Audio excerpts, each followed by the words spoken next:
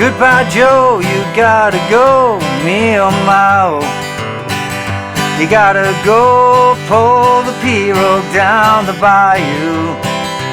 My Yvonne, the sweetest one, me oh my oh. Son of a gun, we'll have big fun on the bayou. Hey, how you doing? Justin here. Today we are checking out a Hank Williams classic down on the Bayou, Jambalaya, I think it's pronounced. Not exactly sure, but I gather it's some kind of seafood dish. Gonna have to check that out next time I'm down south in America. Assuming it is down south, actually. I probably need to check that out. I'm sure someone will enlighten me in the comments. But anyway, back to this guitar video part. There's lots of different versions of this song. So the original Hank Williams one appears to be G chord and C chord for the whole song. There's quite a few that use A chord and D chord. And the Carpenters one, I think, is G to D chord. So there's lots of different versions here. We're going to stick with doing the C chord to the G chord one today, but I'll talk a little bit more about the other options after we've gone through a bit more of the song. The chord progression is 8 bars long. It starts with 2 bars of C, then 4 bars of G, and then another 2 bars of C at the end. So we do end up having kind of 4 bars of C in a row, but it's definitely better to think of the chord progression as C, C, G, G, G, G, and C, C at the end. So let's just go through, look at it real basic with 1 strum per bar. 1, 2, 3, 4, C, 2, 3, 4, C. And now to the G chord. G, 2, 3, 4, 1, 2, 3, 4. And another 2 bars. 1, 2, back to C chord. 1, 2, 3, 4. Let's put the words in. Goodbye Joe, you've got to go. Me oh G oh. You gotta go pull the pirogue down the C chord. My Yvonne, the sweetest one, me oh G chord. Son of a gun, we'll have big fun on the C chord. And that is pretty much it for the whole song. It's just that chord sequence, but of course, keeping the strumming that simple doesn't sound so much like the original recording. So let's talk about some of the options there. Now, probably the best next step up for a beginner would be doing 2 strums to the bar. So 1, 2, 3, 4, 1, 2, 3, 4, 1, 2, 3, 4, 1, 2, 3, 4, 1, 2, 3, 4, 1, 2, 3, 4, 1, 2, 3, 4, 1, 2, 3, 4. You'd notice that I'm moving my hand still 1, 2, 3, 4, even if I'm only strumming on beats 1 and 3. And that will already give it a little bit of dynamic difference if you do some where you just strum once per bar, some where you strum twice per bar. But the real kind of country thing that I think is worth maybe having a bit of a start on, not for a real beginner, but like later beginner stages, is being able to pick out the bass note of a chord on beats 1 and 3. So to do that, we'd pick on the C chord, we'd pick the 5th string. Now, if you've been playing your C chord very properly, you should be using the tip of your 3rd finger there to mute the thickest string. So if you accidentally hit the thickest string, it shouldn't ring out. You just get a little bit of a click. So you'd have 1, 2, 3, 4. 1, 2, 3, 4. You want to start with just that, playing the bass note, then the B chord.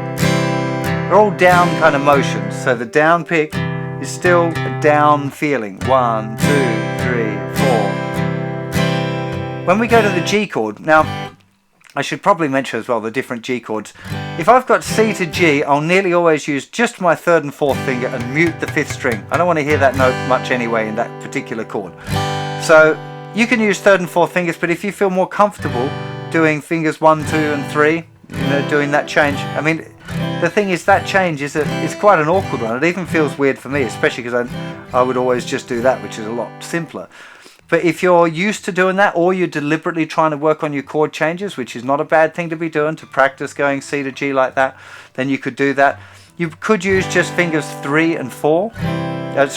Fingers 2 and 3. 3 and 4 would be the easiest one. It would be the one that I'd recommend. But whichever way you're playing the G chord, you want to be playing the bass note now on the thickest string, then the chord. 1, 2, 3, 4. 1, 2, 3, 4. 2, 3, 4. 1. Goodbye Joe, you gotta go. Me on my own. You gotta go pull the pirogue down the bayou. Da, da, da. You can see straight away it's got a lot more of the feeling. I do it a little bit slower, but again, if you're learning this thing, that kind of technique, you want to be doing it nice and slow to start off with.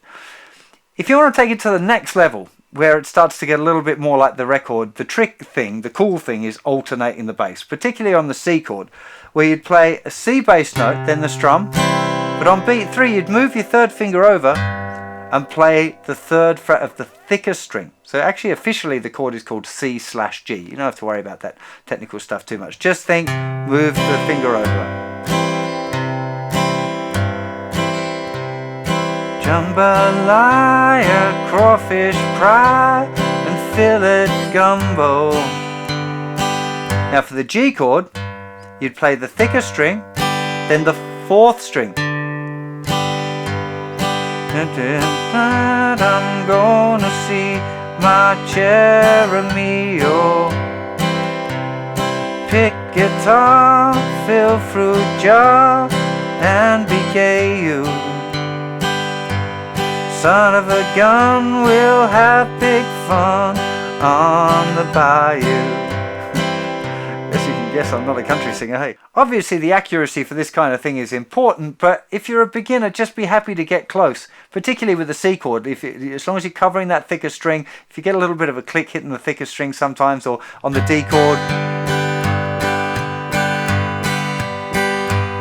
it doesn't really matter. If you've got a G chord where you've got your second finger down, you can do that as well. So you could have fifth string or fourth string. If you want to get real clever, that's quite nice, but it requires a little bit more accuracy, where you hit the open A and then hammer the second finger down. You can do, there's all sorts of little country twiddles you can get into if you get into this stylistically. This is supposed to be a beginner's lesson, so I don't want to go too far into that kind of thing with you now. So just to talk quickly about the other keys as well. If you're doing D to A, you're going to start on the D chord. Goodbye Joe, you got to go, me oh my oh. You gotta go, pull the pirogue down the bayou. Again, you can alternate the bass if you want to.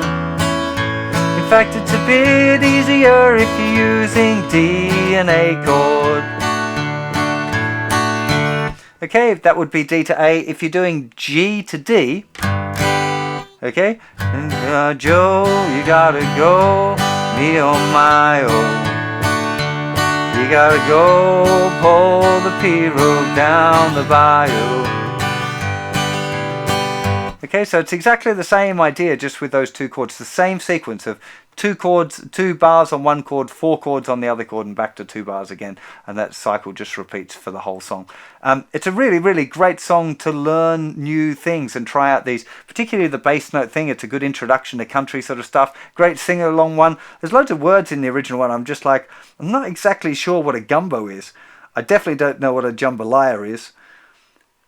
There's another verse here where I'm just like, in fact, I'm not even sure I know what a pirogue is. I know a pierogi, which is a type of Polish food, but I'm not sure about a pirogue. I'm going to have to do a little bit of looking up here. What's a bayou? Bayou's got to be a stream, right? Okay, I'm getting distracted. Maybe somebody could give me a translation of the lyrics in this song in the comments. That would be really cool.